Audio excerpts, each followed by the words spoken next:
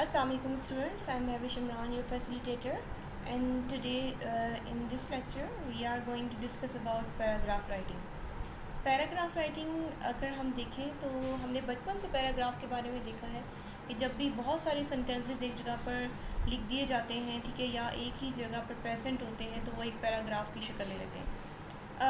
हमें यही स्टार्टिंग से पढ़ाया गया है कि पैराग्राफ राइटिंग एक्चुअली क्या है कि you have to rote learn. आपने जो है एक पैराग्राफ जो कि जैसे लिखा हुआ है वैसे का वैसे उसको आप रटा मार लें, ठीक है, और उसको आप एज इट इज़ प्रोड्यूस कर लें। लेकिन आज के लेक्चर में मैं आपसे डिस्कस करूँगी कि पैराग्राफ राइटिंग एक्चुअली होते किस तरीके से। अगर सपोज़ आपको एग्ज़ाम में एक ऐसा टॉपिक आ जाए, ठीक है, जो कि आपने रोट लर्न नहीं किया हुआ, तो वो आपके लिए प्रॉब्लम क्रिएट कर सकता है। तो आजकल के स्टूडेंट्स क्योंकि हैबिचुअल होते हैं कि उन्होंने सिर्फ रोट लर्निंग के ज़रिए जो है वो पैराग्राफ को अटैम्प्ट करना होता है, तो वो उनके लिए बहुत ज़्यादा प्रॉब्लम बन जाती है ड्यूरिंग एग्ज़ाम के वो किस तरीके से उस पैराग्राफ को अटैम्प्ट करें। तो आज मैं आपको बताऊंगी कि एक्चुअली पैराग्राफ होता क्या है, ठीक है, इसके कितने इम्पॉर्टेंट कंपोनेंट्स होते हैं। इसके अलावा मैं ये भी बात करूँगी आज के लेक्चर में कि कितनी तरह के पैराग्राफ्स एक्चुअली एग्जिस्ट करते हैं। क्योंकि हम ये देखते हैं कि जब ये पैराग्राफ की बात होती है या ऐसे राइटिंग की बात आती है, ठीक है, तो हमें सिर्फ ये बताया जाता है कि आपने फ़लाँ जगह से फ़लाँ पेज नंबर से फ़लाँ ऐसे याद कर लेना है और इन 5 से 6 ऐसे में से कोई एक तो आपके एग्ज़ाम में मस्ट आ ही जाएगा।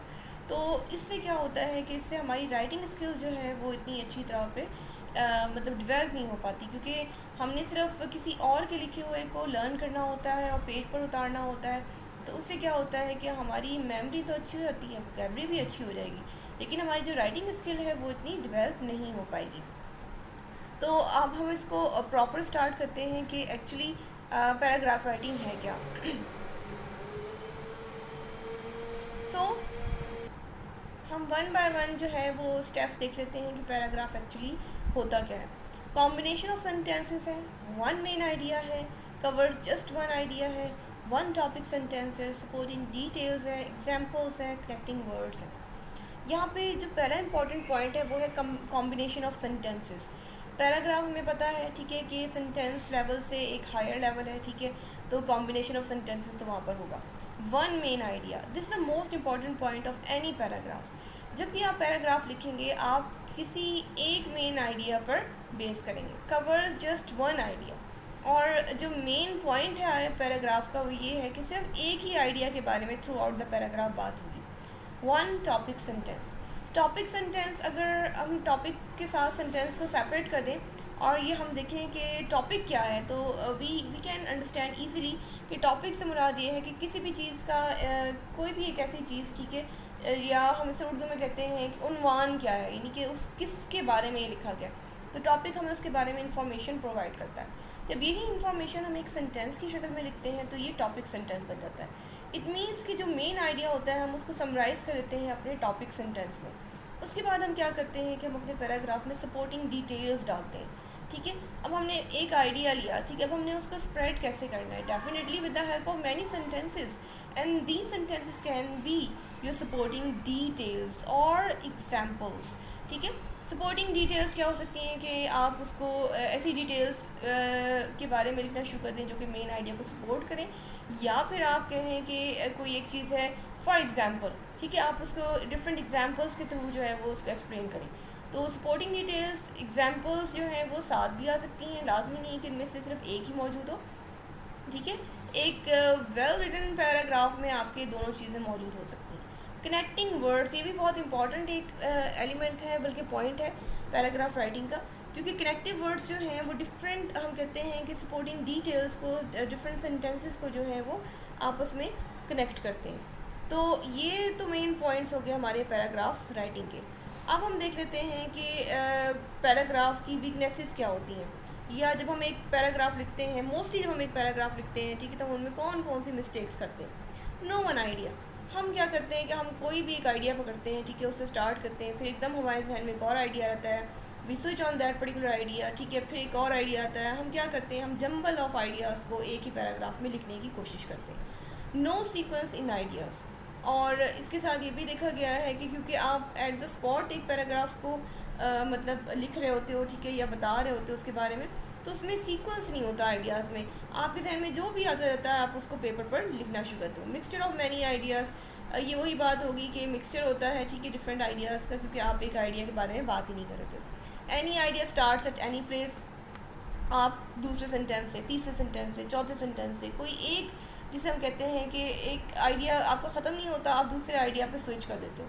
तो इससे क्या होता है कि ये एक जंबल टाइप ऑफ पैराग्राफ बन जाता है, ठीक है। इसमें डिफरेंट आइडियाज़ होंगे, लेकिन ना तो उनमें एग्जांपल्स होंगे और ना ही उनमें सपोर्टिंग डिटेल्स होंगी। नो एग्जांपल्स, ठीक है, नो सपोर्टिंग डिटेल्स, क्योंकि जब आप जंबल ऑफ आइडियाज़ एक ही पैराग्राफ में लिख देंगे तो वहाँ पे जगह ही नहीं बचती कि आप एग्जांपल्स डालें या सपोर्टिंग डिटेल्स डालें, ठीक है। तो आप जो है वो एक मिक्सचर टाइप ऑफ एक पैराग्राफ प्रोड्यूस करते हैं जो कि अप्रोप्रिएट नहीं होता, ठीक है।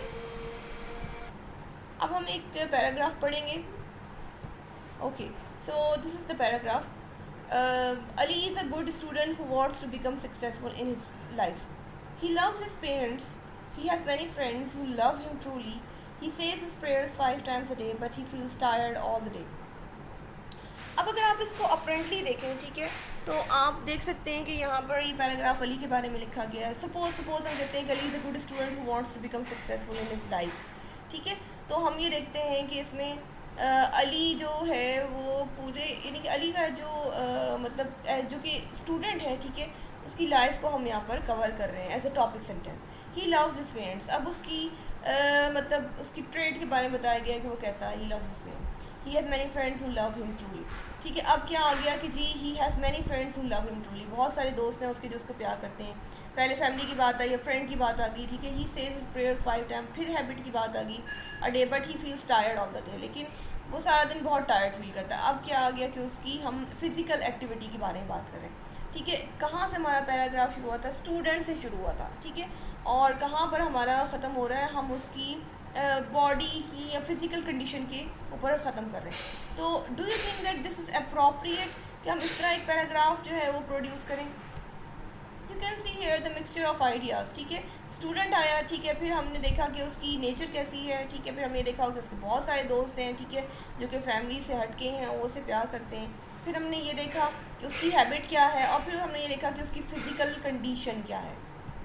तो this is I can say that not the most appropriate way to produce a well written paragraph, ठीक है।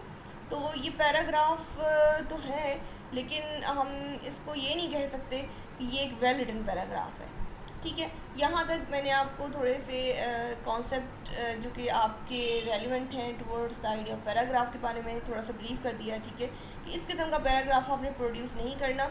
आपका पैराग्राफ जो है उसमें एक ही आइडिया होना चाहिए और सपोर्टिंग डिटेल्स और एग्जांपल होनी चाहिए। इसमें कोई सपोर्टिंग डिटेल नहीं है, कोई एग्जांपल नहीं है, ठीक है। इसमें जंबल ऑफ हम कह सकते हैं कि आइडियाज़ हैं जो कि एक जगह पर लिख दिए गए। Now I am going to just discuss about that how many type of paragraphs are found. तो यहाँ पर I have done 4: descriptive paragraph, narrative paragraph, cause and effect, compare and contrast. तो आज के लेक्चर में मैंने आपसे डिस्कस किया कि पैराग्राफ क्या है, एक वेल रिटन पैराग्राफ की क्या करैक्टरिस्टिक्स हैं। इसके अलावा मैंने ये भी डिस्कस किया कि एक वीक पैराग्राफ किस तरह का होता है, ठीक है। और इसके अलावा हमने एंड में ये डिस्कस किया कि टाइप्स ऑफ पैराग्राफ्स क्या है। इंशाल्लाह मैं नेक्स्ट लेक्चर में डिस्कस करूँगी कि ये तमाम के तमाम पैराग्राफ जो हैं वो किस तरीके से लिखे जाते हैं। So next lecture is really very important. So I can say here that you will learn inshallah more about paragraph writing, ठीक है। So take care students and Allah Hafiz.